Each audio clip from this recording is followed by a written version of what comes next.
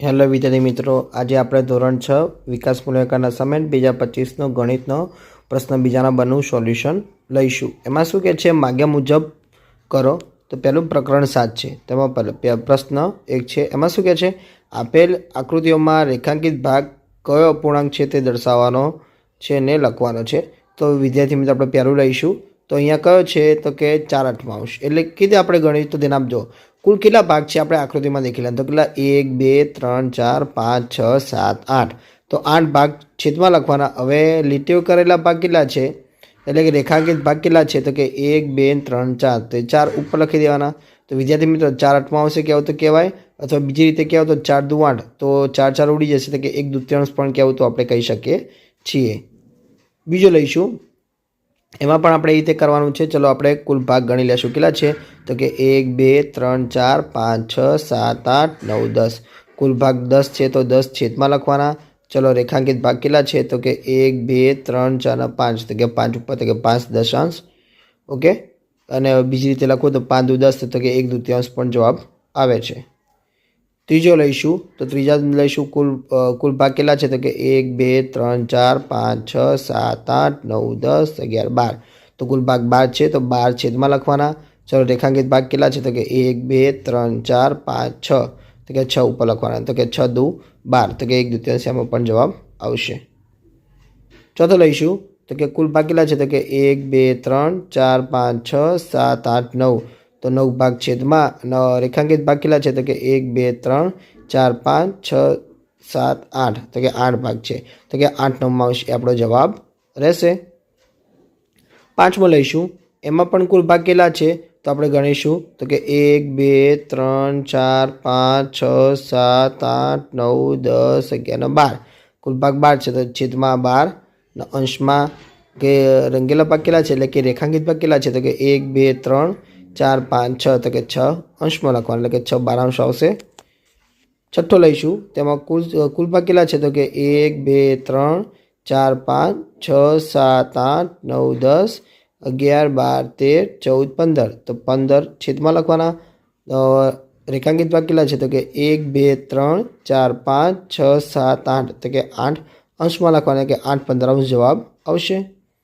સાતમો લઈશું, એમાં કુલ ભાગ કેટલા છે, તો ગણી લેવાના, 1 2 3 4 5 6 7 8 9 10 11 12 13 14 15 16, તો 16 છેદમાં લખવાના। ચલો હવે રેખાંકિત ભાગ કેટલા છે, તો કે 1 2 3 4 5 6, તો કે 6 16 આવશે જવાબ।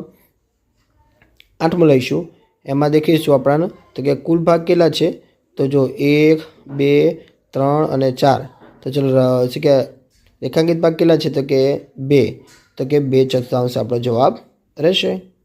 પ્રશ્ન બીજો લઈશું, એમાં શું કહે છે, આપેલ અપૂર્ણાંકને પ્રમાણે આકૃતિને રેખાંકિત કરવાની છે। ચલો અહીંયા શું લખેલું છે, 9/16, તો કે 16 ભાગમાંથી 9 ભાગમાં આપણે રેખાંકિત કરવાની રહેશે। તો વિદ્યાર્થી મિત્રો અહીંયા જો મેં 9 ભાગમાં રેખાંકિત કરેલી છે, 1 2 3 4 5 6 7 8 9, તમારે આ રીતે ના કરવી તો કોઈ બી તમે 9 ભાગમાં રેખાંકિત કરી શકો છો। બીજો છે કે 5/8 આવશે, તો કે 8 ભાગમાંથી 5 ભાગમાં રેખાંકિત કરવાની છે, તો મેં કરેલી છે, દેખાય છે, જો હું ગણાવી રહ્યો છું, 1 2 3 4 ને 5, એટલે 5/8 આપણો જવાબ રહેશે। આ રીતે રેખાંકિત કરી નાખવાની આકૃતિને।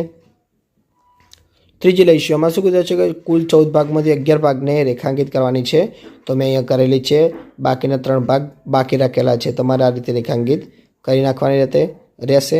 તો કે જો 1 2 3 4 5 6 7 8 9 10 11 ભાગને રેખાંકિત કરેલી છે।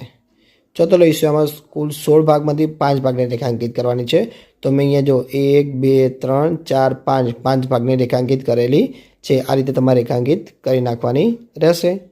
પાંચમો લઈશું, એમાં શું કે 11માંથી 5 ભાગને રેખાંકિત કરવાની રહેશે, તો મેં અહીંયા કુલ 11 ભાગ આપણાને આપેલા છે, એમાંથી જો 1 2 3 4 ને 5 ભાગને રેખાંકિત કરેલી છે, આ રીતે તમારે કરી નાખવાની રહેશે। છઠ્ઠો લઈશું, તો એમાં શું કહે છે, કુલ 15 ભાગમાંથી 4 ભાગને રેખાંકિત કરવાની રહેશે, તો અહીંયા જો અહીંયા 1 2 3 4 ભાગને રેખાંકિત કરેલી છે, તો તમારે કરી નાખવાની રહેશે। સાતમો લઈશું, એમાં શું કહે છે, કુલ 4 ભાગમાંથી 3 ભાગને રેખાંકિત કરવાની છે, તો કે 1 2 3 ભાગને રેખાંકિત કરેલી છે, આ રીતે તમારે કરી નાખવાની રહેશે। 8માં લઈશું, એમાં શું કહે છે કુલ 9 ભાગમાંથી 4 ભાગને રેખાંકિત કરવાની છે. તો મેં અહીંયા 1 2 3 4 4 ભાગને રેખાંકિત કરેલી છે. એ રીતે તમારે કરી નાખવાની રહેશે. પ્રશ્ન ત્રીજો લઈશું, એમાં શું કહે છે અશુદ્ધ અપૂર્ણાંકમાં દર્શાવવાના છે. કિંમત આપણને આપેલી હશે અને આપણે અશુદ્ધ અપૂર્ણાંકમાં દર્શાવવાના છે. તો વિદ્યાર્થી મિત્રો અહીંયા છે 4.2 તો અહીંયા શું કરીશું કે 7ને જો છેદને જોડેવાળી સંખ્યા વડે ગુણીશું ને ઉપરની સંખ્યા વડે સરવાળો કરીશું. એટલે કે જો 7 ચોકું 28, 28માં 2 ઉમેરો તો કે 30, 30 ભાગ્યા 7, 30 આપણો જવાબ રહેશે.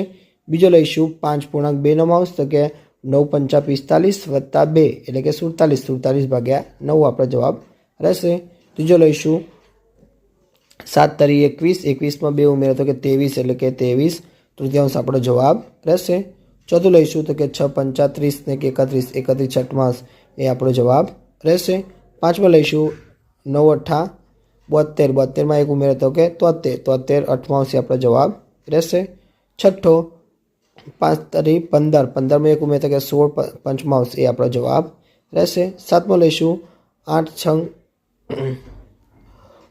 6 અઠ્ઠા 48, 48માં 3 ઉમેરો તો કે 51, 51 ભાગ્યા 8 આપણો જવાબ રહેશે. આઠમાં લઈશું 7 પંચા 35 વત્તા 3 તો કે 38, 38 ભાગ્યા 7 એ આપણો જવાબ રહેશે. વિદ્યાર્થી મિત્રો તમને મારો વિડીયો ગમ્યો હોય તો ચેનલને લાઇક, શેર અને સબસ્ક્રાઈબ કરવાનું ભૂલતા નહીં.